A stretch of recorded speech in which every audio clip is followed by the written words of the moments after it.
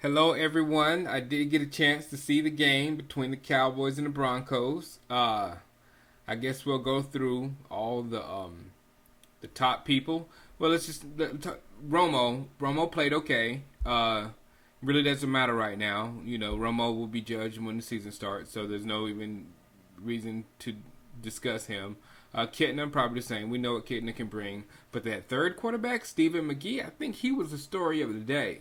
I like Stephen McGee ever since day one when he stepped foot in Dallas, and still, he's one of those quarterbacks that has the his skill set isn't meant to be an NFL quarterback, but it just seems like he's making it somehow. So Stephen McGee, big thumbs up to you. I really hope you pan out to something really good one day, and hopefully stay with the star also.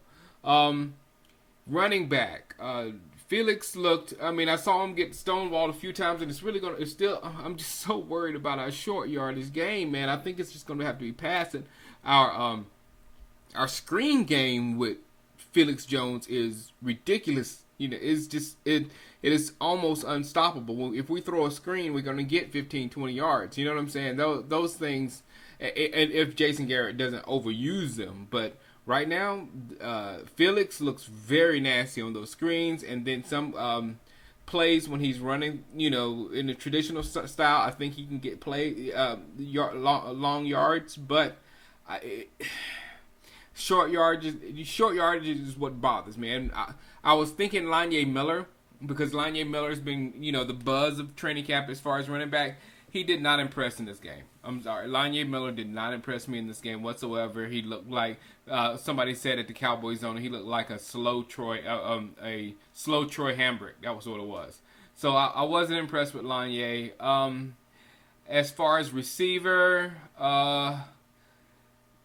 this kid, Dwayne Harris out of East Carolina, had a huge game. And there's a little debate whether his stats were blown up because he had that one long, 76-yard touchdown. But I kind of like the kid, man. I'm wanting to see more. Some people are asking him to be the third wide receiver. I think that's a little bit too much right now. I don't think he would be ready for the number 3. I think Ogletree needs to fight for that, and Ogletree is the one that's been working toward that for a few years. So hopefully Ogletree can make that third. But our right now, I'm thinking we need to get some kind of veteran person into this receiving squad because, all the belief I have in the world. I mean, I love Kevin Ogletree. The speed, I love it. I love it. I love it. But we're going into the season where after our first 2 receivers, the rest of them have, I think, 5 regular season catches altogether.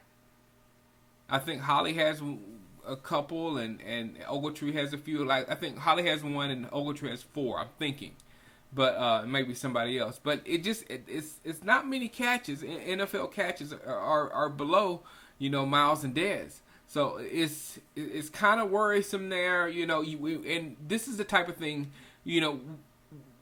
Dwayne Harris was going against the second, well, probably third team. Here late in the game versus Denver, and we won't know what he can do against top talent until we get into the season or whatever. So I just want somebody on the squad below Dez and Miles that has proven to be able to get open in the NFL. That's it.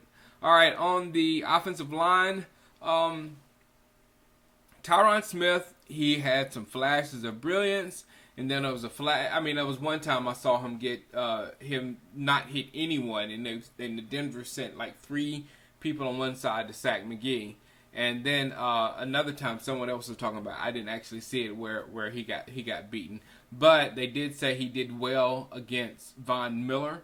I still need to go back and look at every play and look at number 77. And also Arkin to me played pretty good. This offensive line, it will be able to move. It's built for those screens and stuff. That's why our screens are so nasty, because the offensive lineman can get out there and move. Free can move. Everybody can move. Gerard, maybe not as much as others, but everybody can move on the offensive line now, and that's what Jason Garrett wants to do. again, I like to line up on the line and blow your guy off and run, straight forward. But that's just a different philosophy going on. But on the defense side of the ball, I don't. That might be the tough end, guys. That might be the tough end because the secondary doesn't look any better so far. The Oshansky, it looks like he's he's one of our best defense end. Spears had a wonderful play down at the goal line, but defense, we just got to see something out of this defense, man, because this defense was bad last year. It was bad, So I know they got a new coordinator. It's going to take a minute for them to learn this new scheme, but yeah. That's my offense. Still, I don't think my offense will be any concern all preseason or even during the season. My major concern is defense. Offensively, I do have concerns. I have concerns with the offensive line being able to keep Tony Romo healthy, because even though they may make blocks here, make blocks there, make blocks here, they will blow protection. It's almost scary especially when you have two rookies on the offensive line. They will blow protection, and we just hope that isn't going to be the end of Tony Romo for the season again, because we can't handle that. We've already shown that we can't handle that. But the defense, I just don't know where to start. I don't know where. I can't give anybody any credit hardly, but Victor Butler, DeMarcus Ware, and Rad, of course, and everybody else. Everybody else play better D. All right, this is too long of a video, but hey, Cowboys 1-0 in preseason. No matter how it happened, NFL Network didn't want to show our touchdown, but screw them. But 1-0. Holla at you later. Peace out.